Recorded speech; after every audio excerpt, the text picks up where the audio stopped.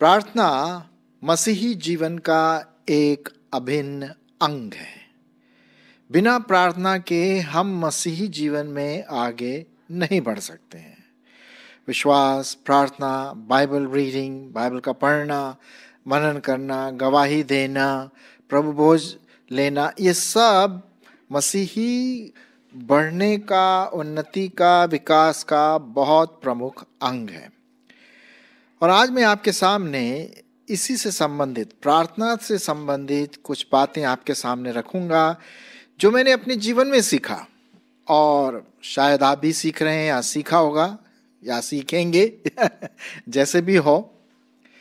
प्रभु परमेश्वर ने कुछ बातें कही जिस पर मैं थोड़ा प्रकाश डालना मांगता हूँ। प्रकाश क्या डालना, परमेश्वर का वचन एकदम प्रकाश डालता है, लेकिन कई बातें जो प्रार्थना के विषय में हमारे प्रभु यीशु मसीह ने कही, और विशेष करके मेरा जो संदर्भ है वो है जब हम प्रभु की प्रार्थना करते हैं, तो उसी के बारे में थोड़ा मैं विचार प्रकट करूंगा परमेश्वर के वचन के आधार पर यहाँ पर देखते हैं मत्ती उसका 6वां अध्याय और उसका 6 पद से आगे तक देखेंगे कि प्रभु परमेश्वर, प्रभु यीशु मसीह किस प्रकार से प्रार्थना के विषय में विशेष बातें कहते हैं।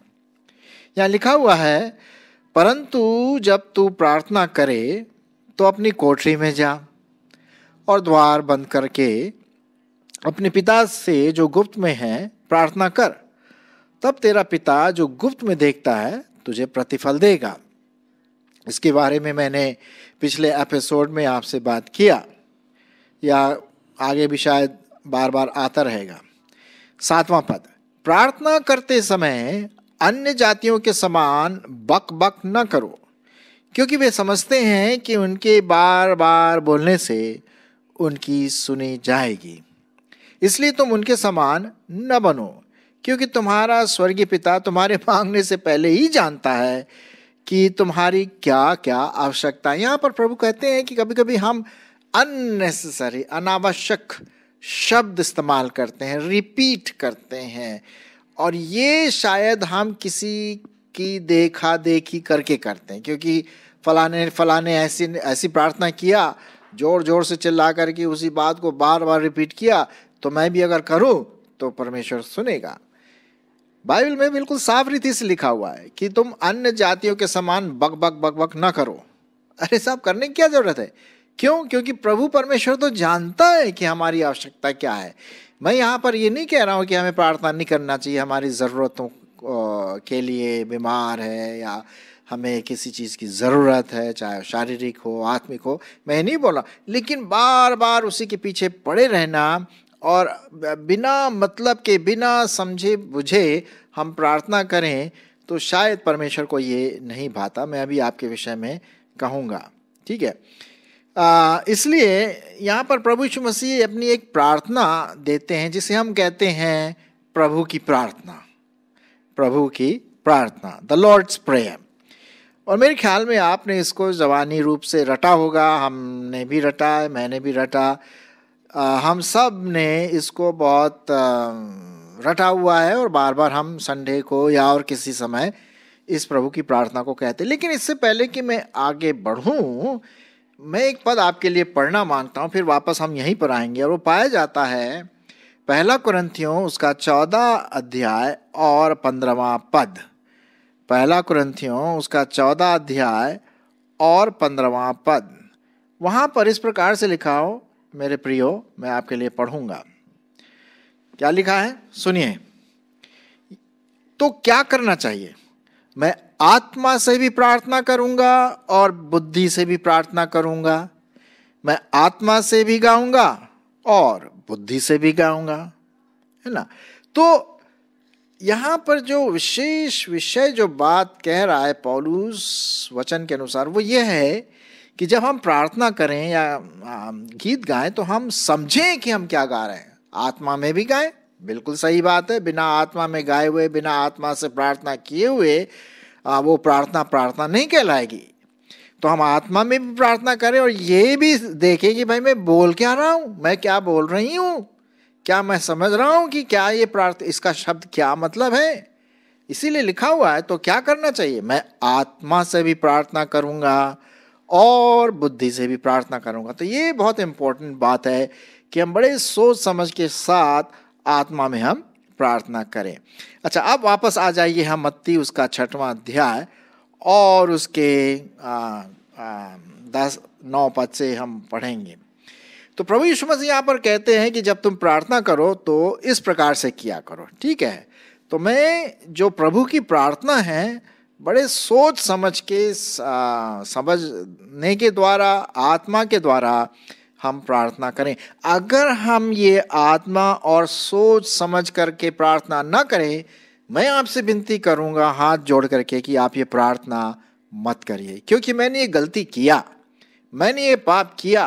कई बार मैंने प्रभु की प्रार्थना को ऐसे ही दोहरा दिया। आपने देखा होगा कभी कभी पास्टर साहब बोलते हैं आइए हम प्रभु की दुआ करें, और फिर जल्दी जल्दी रटा रटा रटा रटा करके करके ये हमारे पिता जो जो मैं तेरा नाम पवित्र, और हम जल्दी से खत्म कर देते हैं। क्या मतलब है, क्या आत्मा में प्रार्थना किया, सवाल ही नहीं पता होता। तो अब मैं क्या करता हूं प्रभु के अनुग्रह से कि मैं एक एक शब्द को सोचता हूं, मैं क्या प्रार्थना कर रहा हूं, और समझ के साथ फिर आत्मा में ट्यून होकर के मैं प्रार्थना करता हूं। बड़े धीरे से करता हूं, मैं जबरदस्ती तेज नहीं करता। अगर लोग मेरे से आगे निकले कोई बात नहीं, फिर मैं अपने मन ही मन में करता हूं। ठीक है, क्योंकि अगर मैं दूसरे लोग कहीं और है, मैं कहीं और हूं, तो फिर डिस्टर्ब होगा। तो ये बात आप ध्यान में रखिए कि जब हम प्रभु की प्रार्थना करें तो रटा रटाया मसाला ना दें। प्रभु उससे खुश नहीं होता बल्कि दुखित होता है। इससे तो अच्छा है कि प्रार्थना ही नहीं करें, पाप ना बढ़ाएं। फालतू का हम एक तरह से रटा रटाया, वो प्रभु को नहीं पसंद है, वो दिल को देखता है ना। तो आइए कुछ शब्दों को हम देखेंगे प्रभु की प्रार्थना में। 9वां पद से, मत्ती उसका 6वां अध्याय और 9वां पद। अतः तुम इस रीति से प्रार्थना किया करो, हे हमारे पिता, तू जो स्वर्ग में है, तेरा नाम पवित्र माना जाए, तेरा राज्य आवे, तेरी इच्छा जैसे स्वर्ग में पूरी होती है वैसे ही पृथ्वी पर भी हो। हमारे दिन भर की रोटी आज हमें दें, और जिस तरह और जिस प्रकार हमने अपने अपराधियों को क्षमा किया है वैसे ही तू भी हमारे अपराधों को क्षमा कर। मैं यहाँ रुकूंगा और यहीं तक हमारा होगा, क्योंकि मैं एक विशेष बात पर, विशेष विषय पर आपका ध्यान यहाँ लाना मांगता हूं। वो पद है 12वां पद। और जिस प्रकार हमने अपने अपराधियों को क्षमा किया है वैसे ही तू भी हमारे अपराधों को क्या कर, क्षमा कर। आपने कभी इसके बारे में सोचा है? मैंने सोचा है। मैं नहीं बोल रहा हूं मैं बहुत पवित्र हूं और मैं सोचा।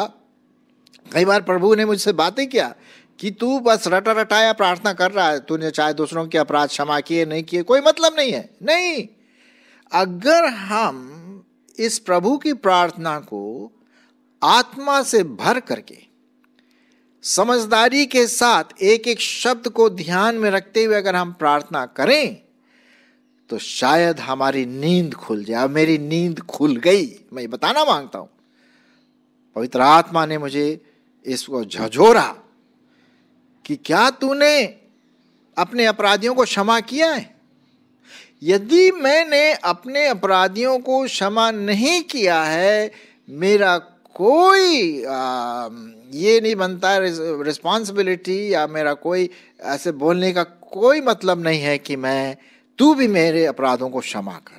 अरे साहब, मैंने जब अपने अपराधियों को क्षमा नहीं किया तो मैं कैसे बोल सकता हूं कि जिस प्रकार हमने अपने अपराधियों को क्षमा किया, और वास्तविकता में हमने क्षमा नहीं किया है। अब देखिए यहां पर इस आइकॉन में जो इस पिक्चर, ये पिक्चर जो है मोबाइल में आप देख रहे हैं, वो गिड़गिड़ा रहा है, भैया मुझे माफ कर दे। और ये भैया दूसरा जो व्यक्ति है बड़े उसमें निठल्ले के रूप में खड़ा हुआ, क्या करूं, माफ करूं नहीं करूं, माफ करो, इसने मतलब अपने मन में सोच रहा है, नहीं किया माफ। कहीं आपकी और मेरी दशा इस प्रकार तो नहीं है कि लोगों ने हमसे माफी मांगा, क्षमा मांगा किसी भी कारण से, क्या हमने उन्हें माफ कर दिया? हाँ, यदि हमने उनको माफ किया है तब तो ये आपका प्रिविलेज है। ये तो आपके लिए बहुत अच्छी बात है कि आप इस प्रकार की प्रार्थना कर सकते हैं कि जिस प्रकार हमने अपने अपराधियों को क्षमा किया है, वैसे ही तू भी हमारे अपराधों को क्षमा कर। अब याद करिए, आपका संबंध किन किन लोगों के साथ क्षमा रहित है, ये आपको सोचना है, ये मुझे भी सोचना है, हम सब विश्वासियों को सोचना है जब हम प्रभु की प्रार्थना करने की बात सोचते हैं। जैसे मैंने शुरुआत में कहा कि हम रटा रटाया प्रार्थना करते, जैसे बोलते ना पास्टर जी अगवा बोलते कि आइए हम प्रभु की दुआ बोले, प्रभु की प्रार्थना करें, और शुरू हो जाता फट से पूरा मशीन भराया करके आमीन से खत्म हो जाता है, कोई मतलब नहीं है, ऐसे बोले चले जाते हैं। आपने देखा होगा, अगली बार आप देखिए चर्च में, देखिए कैसे होती है, सब एक दूसरे के पीछे जल्दी करके प्रार्थना करते हैं। नहीं, ये पाप है। अगर हम बिना सोचे समझे आत्मा में न भर के प्रार्थना करें तो ये पाप बन जाता है। जी हाँ, प्रभु को पसंद नहीं है, ये प्रभु की आत्मा को दुखित पहुंचता है।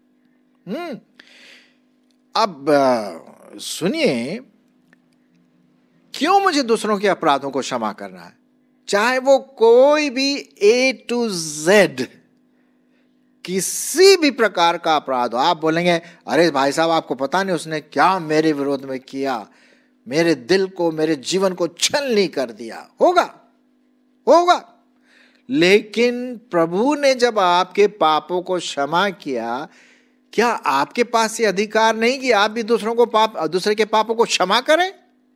अब जो सुनिए परमेश्वर का वचन क्या कहता है, मैं आपके लिए पढ़ूंगा पहला कुरिन्थियों नहीं, माफ करना, इफिसियों 4:32। इफिसियों 4:32 देखते वहां पर क्या लिखा हुआ। बहुत इंटरेस्टिंग चीज लिखी आपके लिए और मेरे लिए। इफिसियों उसका 4 अध्याय और 32 पद सुनिए, लिखा क्या है।